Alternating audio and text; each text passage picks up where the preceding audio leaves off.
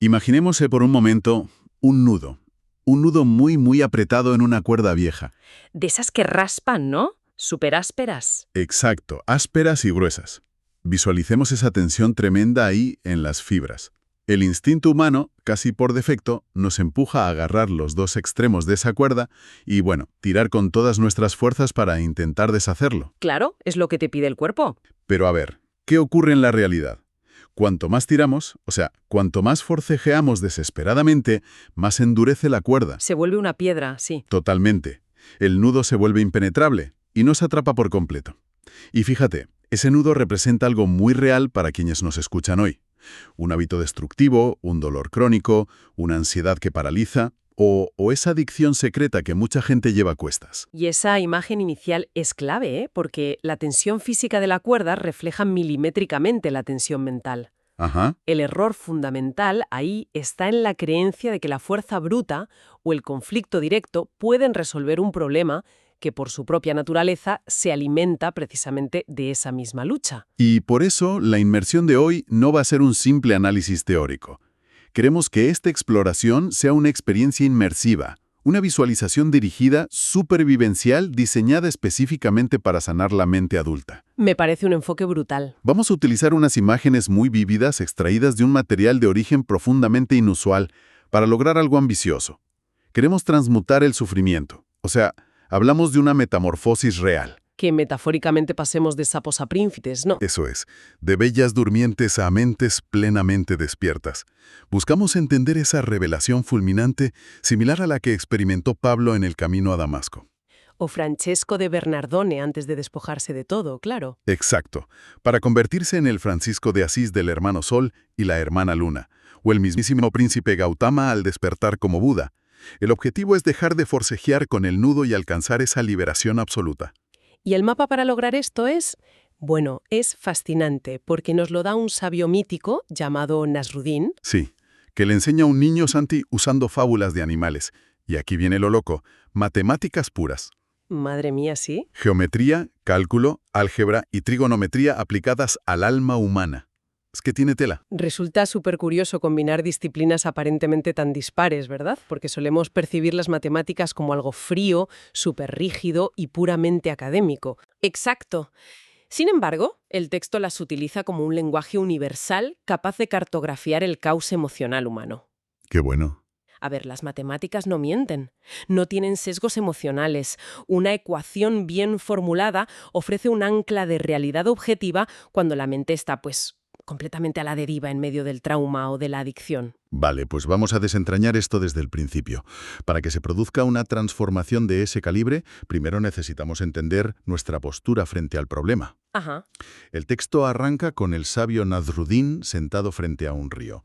Está intentando desatar un nudo enorme en una cuerda, pero, y esto es clave, lo hace con los ojos cerrados. Claro, y el niño se frustra un montón. Normal. Santi le pregunta por qué no usa las manos y tira con fuerza. Y la respuesta de Nasruddin establece la regla fundamental de esta alquimia. Dice que cuando se desea fervientemente algo que en el fondo no genera felicidad genuina, el nudo ahoga más. Detengámonos ahí un segundo, porque es una declaración psicológica profundísima. ¿Sí? Querer algo con desesperación, ya sea el éxito profesional desenfrenado, la validación externa o una sustancia, genera un apego rígido. Ya veo. Y esa rigidez es el nudo cerrándose. Nasruddin mantiene los ojos cerrados para ilustrar que el problema real no está en el mundo exterior visible, sino en la percepción interna. Y para ilustrar el peligro de esa percepción, entra en escena la primera gran imagen vivencial del relato. Un pequeño topo. Ah, la historia del topo es buenísima. Es que sale de la tierra completamente histérico. Corre en círculos erráticos, choca contra las piedras, tropieza y grita desesperado afirmando que lleva una montaña gigante a la espalda. Una carga que lo está aplastando. Pero claro, si nos fijamos bien, Exacto. Físicamente no lleva absolutamente nada. Su espalda está vacía. Es la representación perfecta de una adicción al sufrimiento. el topo es víctima de la inercia de su propia angustia. Y aquí es donde el texto introduce la primera herramienta matemática para salvarlo, la geometría espacial. A ver, ¿cómo entra la geometría aquí? Pues Nasruddin dibuja un simple punto en el suelo. Le explica al niño que el topo cree que el problema, el peso y la solución se encuentran en la circunferencia. Es decir, en el exterior. Eso es, corriendo por el borde de las cosas, buscando validación o huyendo del miedo. Sin embargo, en la geometría de la mente, el equilibrio jamás se encuentra en el borde. La solución está exclusivamente en el centro. En ese punto central, Sí, lo que el sabio denomina la primera fuente. si trasladamos esta imagen a la vida moderna, el paralelismo es brutal. Imaginemos la sensación de estar atrapados en un estrés laboral aplastante, Uf, totalmente. o en una espiral de pensamientos tóxicos a las 3 de la mañana. Corremos frenéticamente de una tarea a otra, o de un pensamiento catastrófico a otro, intentando resolver un peso que nosotros mismos estamos generando. Y manteniendo vivo con ese mismo movimiento constante. Exacto. Así que planteo esto. Realmente basta con que el topo deje de correr. Si alguien simplemente frena y se queda quieto en ese centro geométrico, se cae el peso invisible solo por detenerse. O sea, suena demasiado simple. A ver, lo que resulta revelador es entender la mecánica detrás de esa quietud, y para eso el sabio recurre al cálculo matemático. No es magia, ¿eh? Es física y matemáticas aplicadas a la psique. Vale, explícame eso del cálculo. El texto describe que la vida del topo ha sido una curva descendente constante de dolor y de huida. En cálculo matemático, cuando tienes una curva en un gráfico y necesitas entender su área total, su peso completo, utilizas una función llamada integral. La famosa integral, ¿sí? Pues aplicado al amante, el topo necesita integrar, o sea, sumar todo su dolor histórico y procesarlo para convertirlo en sabiduría. Entonces integrar no significa ignorar el dolor, sino asumirlo en su totalidad. Justamente. Pero aquí está el detalle crucial del cálculo.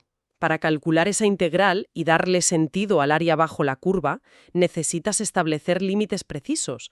Necesitas detenerte en el punto cero. Claro, si sigues corriendo, Exacto. Mientras el topo siga corriendo, la ecuación está abierta al infinito y la energía cinética del pánico lo alimenta todo. qué fuerte.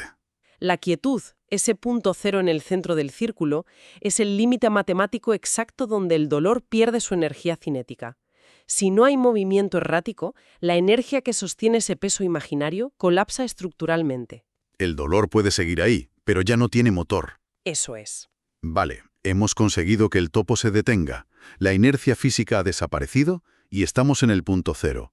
Pero claro, la mente humana es un laberinto muy tramposo. Ya te digo. Una vez que el cuerpo se queda quieto, el intelecto entra en pánico y quiere seguir peleando. Sigue buscando el conflicto contra ese dolor residual porque es lo único que conoce. Sí, es un mecanismo de defensa. ¿Cómo se desactiva esa necesidad intelectual de luchar? Pues el texto nos presenta una transición magistral hacia otros dos animales para explicarlo. Aparece una araña descendiendo de su telaraña, y esto introduce la teoría de nudos. Un nudo mental funciona igual que uno físico. Si piras de ambos extremos, se bloquea. Como la cuerda del principio, Tal cual. La araña ilustra esto. Si entra en pánico ante una perturbación en su red y empieza a enredarse en sus propios hilos intentando escapar, acaba devorada por su propia creación. qué imagen. La red representa el intelecto desbocado. La salida, según la teoría de nudos, a menudo requiere aflojar la tensión, introducir holgura. Si la araña confía y deja de forcejear, utiliza esa misma seda que la atrapaba para tejer algo nuevo, para crear arte. Y aquí es donde la cosa se pone realmente interesante porque entra un búho viejo y sabio que observa toda la escena y añade una capa adicional, la teoría de juegos. Me encanta esta parte. El búho mira al topo y diagnostica el problema central. Le dice que está jugando un juego completamente trucado. El topo está convencido de que libra una batalla heroica contra su dolor o su ansiedad. Claro, como hacemos casi todos. Pero la teoría de juegos nos dice que en este tablero específico de la mente, cada vez que atacas al dolor, el dolor recibe una ficha de energía. Es un casino donde la casa del sufrimiento siempre tiene ventaja, porque el sufrimiento se alimenta de la tensión. Y es que la atención es la moneda de cambio más valiosa del cerebro humano. Si enfocamos toda nuestra capacidad cognitiva en luchar contra la tristeza, por ejemplo... Le estamos dando todo el poder. Exacto. La tristeza se convierte en el centro de nuestro universo neurológico. Por eso, el búho propone que la estrategia ganadora contra todo instinto no es atacar con más fuerza. ¿Entonces qué es? La única forma de vencer en un juego trucado es dejar de jugar para dejar de perder. Pero, a ver, quiero lanzar un salvavidas al sentido común aquí, porque instintivamente esto choca un montón. Sí, suena contraintuitivo. Totalmente. La cultura nos grita constantemente que debemos luchar activamente contra nuestros demonios, enfrentarlos, vencerlos en combate. Si hay un problema grave en la vida, lo atacas frontalmente. ¿Acaso simplemente sentarse en la orilla a ver pasar el río no es sinónimo de rendición? Ya entiendo por qué lo dices. O sea, no es tirar la toalla y dejar que la oscuridad gane. Si conectamos esto con el panorama general de la neuroplasticidad y la psicología profunda, vemos que hay una diferencia abismal entre la rendición derrotista y un cambio radical de paradigma. A ver, explícame esa diferencia. Rendirse es creer que el dolor te ha vencido. Lo que propone el Buon no es pasividad, es dejar de alimentar las vías neuronales del sufrimiento. Y para ilustrar cómo se hace esto sin ser aplastado, Nasruddin invoca el álgebra y una figura histórica fascinante, la historia bíblica de Job. Job, el hombre que lo pierde absolutamente todo. Familia, riqueza, salud, todo desaparece. Y sin embargo, Job se sienta en las cenizas de su vida y toma una decisión matemáticamente brillante. No se enfada con la existencia, no entra en una guerra inútil. ¿Y cómo apliqué el álgebra aquí? Pues en términos de álgebra, imaginemos una ecuación donde el dolor es la variable X. ¿Vale? Una variable desconocida, inmensa y súper destructiva. El instinto humano es mantener esa X en nuestro lado de la ecuación, peleando para despejarla, restándole valor, obsesionándonos con ella. Nos pasamos la vida intentando resolver la X. Exactamente. Lo que hace Job es coger esa variable X, el dolor, y aceptándola como una constante externa, la pasa al otro lado del signo igual. La aparta de su identidad central. Eso es. Al mover la variable al otro lado, acepta que el dolor existe en el mundo, pero ya no define el valor de su ser. Al cambiar el balance de esa ecuación y negarse a darle sus fichas de energía a la batalla, el tablero cambia por completo.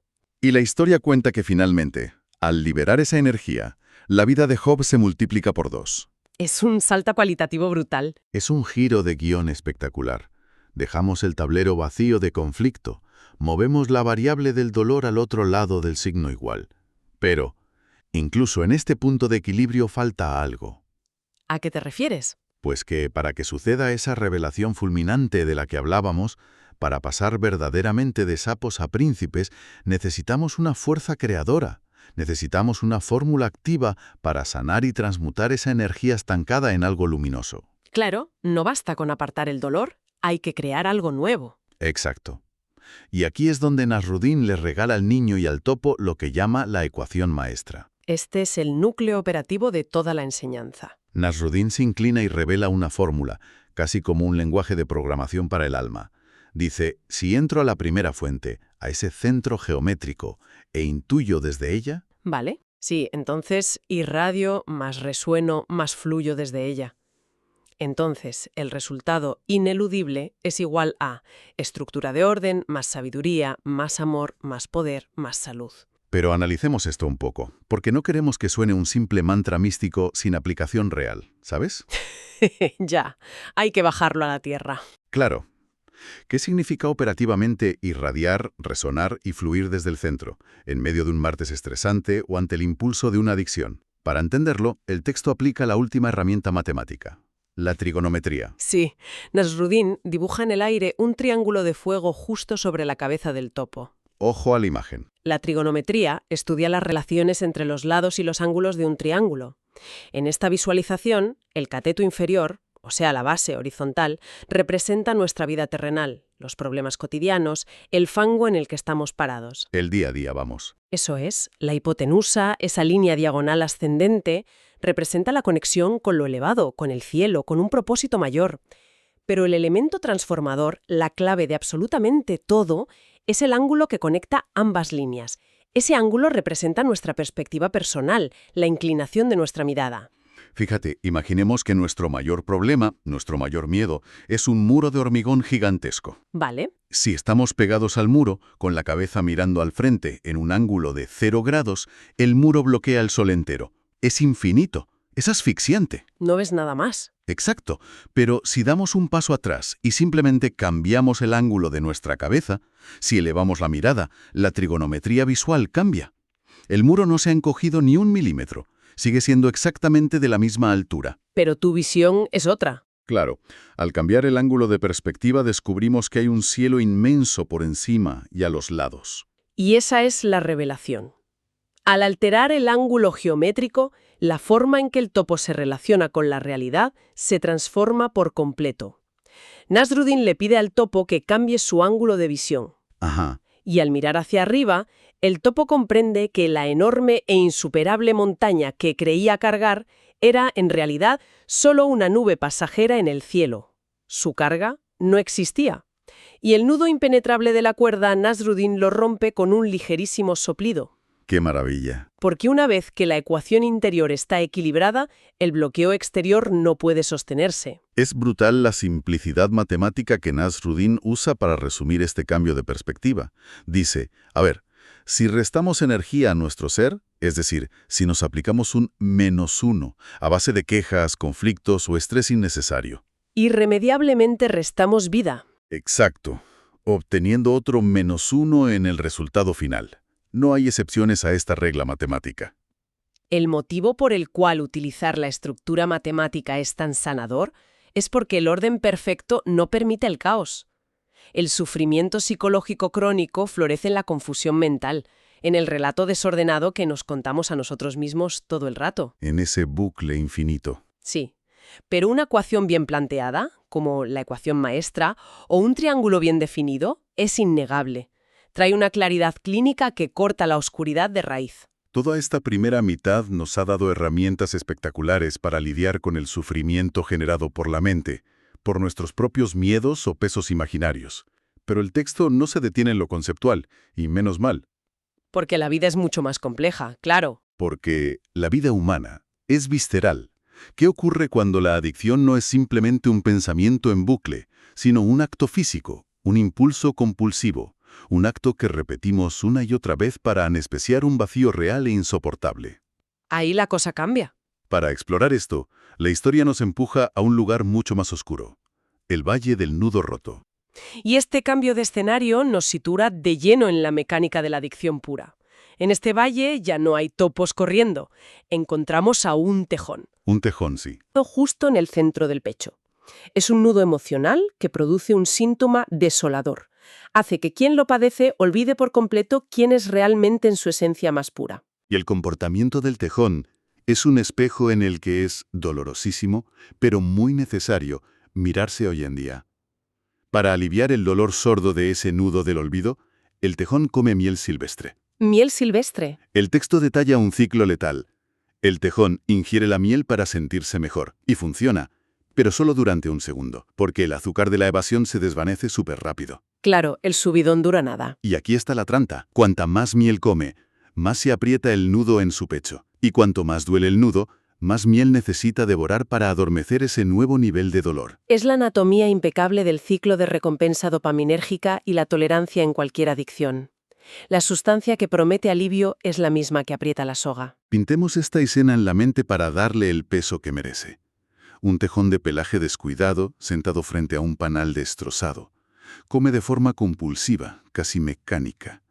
Tiene la mirada vacía, los ojos inyectados, totalmente desconectado del bosque hermoso que lo rodea. Es una imagen súper triste. Lo es. Y es imposible no sustituir mentalmente esa miel silvestre por nuestros propios mecanismos de evasión. Esa miel es el acto de deslizar el dedo infinitamente por la pantalla de un teléfono a las 11 de la noche. Buf, tragando vídeos cortos para no pensar. Tal cual. Es el alcohol, es el exceso de trabajo para evitar llegar a una casa vacía. Son las compras compulsivas por Internet. Es absolutamente cualquier herramienta que utilicemos para no sentir el apretón en el pecho. Todos tenemos nuestra propia versión de la miel silvestre. Y lo fascinante de este tramo de la historia es cómo se rompe ese ciclo. Porque no se rompe arrancándole la miel de las manos al tejón por la fuerza. No funciona así. Exacto. La interrupción viene a través de una tortuga, un símbolo de lentitud y sabiduría antigua, que se acerca despacio y le plantea una única pregunta. Le dice, ¿dónde estás aquí? ¿O estás en otro lugar? El tejón, claro, aturdido, responde dudando, balbuceando, que cree estar ahí. Y la tortuga le hace ver una realidad aterradora. Le dice que sus ojos están físicamente abiertos, pero su mirada está volcada hacia adentro, hacia un abismo de oscuridad. Y la tortuga dicta una sentencia escalofriante. Dice, eso no es estar aquí, eso es el nudo hablando. Madre mía, el nudo hablando. Reconocer que es el nudo hablando es un salto evolutivo en la conciencia. Significa separar nuestra identidad de nuestra herida. Claro, darte cuenta de quién está al mando. Eso es, cuando actuamos, guiados por el trauma, el miedo o la compulsión, no somos nosotros quienes decidimos, es la herida buscando anestesia. Y esto plantea una cuestión ineludible, que Nasruddin define como el primer movimiento del ajedrez viviente. Antes de mover una sola pieza en la vida, debes saber desde dónde estás jugando la partida. Y para visualizar este primer movimiento del ajedrez, Nasruddin coge una rama y dibuja en la tierra un punto dorado. Ese punto resplandeciente representa el sol interior, la esencia pura e inalterable, el verdadero yo. Ajá. Y justo alrededor de ese punto brillante dibuja un círculo que lo encierra. Y explica que ese círculo, ese anillo exterior, representa absolutamente todo lo demás. Abarca el valle, el panal de miel silvestre, los problemas económicos, las expectativas de los demás y, sobre todo, abarca el nudo y el trauma. Este dibujo genera lo que Nasruddin llama la pregunta mínima, la herramienta clínica definitiva. A ver, cuéntanos. Ante cualquier impulso, ante cualquier ola de ansiedad, la única pregunta que hay que responder es, ¿estoy operando desde el punto o estoy perdido reaccionando desde el círculo? El poder de esta pregunta radica en su simplicidad espacial. Cuando el cerebro adulto está fragmentado por un ataque de ansiedad o el pico agudo de una compulsión, el córtex prefrontal se apaga. No podemos procesar razonamientos filosóficos profundos. Claro, no le puedes pedir a alguien con un ataque de pánico que reflexione sobre la inmensidad del cosmos o sobre el sentido de la vida. Exactamente. Pero el cerebro humano, incluso bajo estrés extremo, siempre puede procesar la ubicación espacial. Al obligar a la mente a ubicar su atención, al forzarla a decidir si la acción de comer, gritar o huir proviene de ese punto luminoso de calma o es una simple reacción frenética dentro del círculo del miedo. Se provoca un cortocircuito. Eso es, se provoca un cortocircuito neurológico. Se interrumpe el piloto automático de la compulsión. Y en esa brecha, en ese microsegundo de pausa espacial, se experimenta la quietud real. El tejón consigue, por fin, un segundo de silencio en su pecho.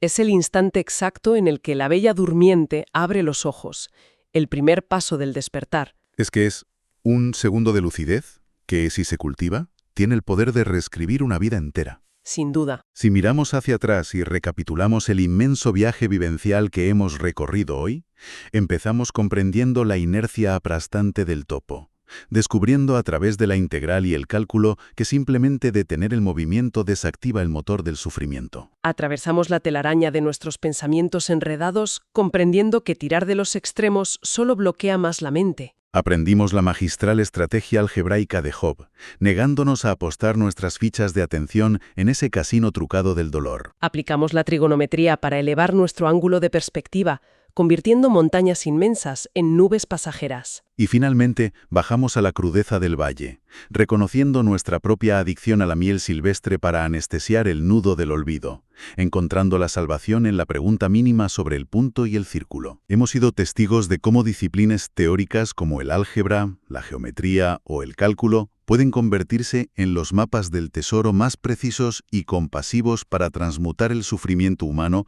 y regresar a esa primera fuente. Y esto constituye un recordatorio profundo de que la estructura y el orden natural del universo no son elementos ajenos a nosotros, están diseñados para ayudarnos a sanar. A lo largo de la vida, todo ser humano desarrolla en mayor o menor medida un nudo del olvido en algún rincón del pecho. Totalmente. Y en los momentos de mayor desconexión es inevitable buscar consuelo mordiendo esa metafórica miel silvestre para no sentir el abismo. No hay culpa en ello, es supervivencia básica. Pero la diferencia radical, y con esto nos quedamos, es que ahora tenemos la cartografía exacta. Existe la capacidad, en cualquier fracción de segundo, de detener esa carrera errática, de aplicar la integral matemática para frenar la inercia, de regresar al centro exacto del círculo y de elevar el ángulo trigonométrico desde el que miramos los muros que nos rodean. ¡Qué gran resumen! Así que, Para cerrar esta inmersión, volvamos a esa primera imagen que construimos en la mente al empezar. Visualicemos de nuevo ese nudo tenso, durísimo, en el centro de la cuerda vieja y áspera. Pensemos en los años que hemos pasado tirando frenéticamente de los extremos, destrozándonos la piel de las manos, acumulando frustración al ver que la tensión solo aumentaba. Es agotador solo de pensarlo. Pero si la geometría del alma nos asegura que la verdadera esencia, nuestro sol interior inquebrantable, reside única y exclusivamente en ese pequeño y radiante punto dorado en el centro de nuestro ser, y que absolutamente todo el ruido, las deudas, el miedo al futuro, la necesidad de validación y la tensión misma del nudo pertenecen al círculo dibujado afuera. ¿Qué pasaría entonces? Exacto. ¿Qué pasaría si, a partir de este mismo instante, decidiéramos que nunca más vamos a jugar la partida de ajedrez fuera de ese punto luminoso?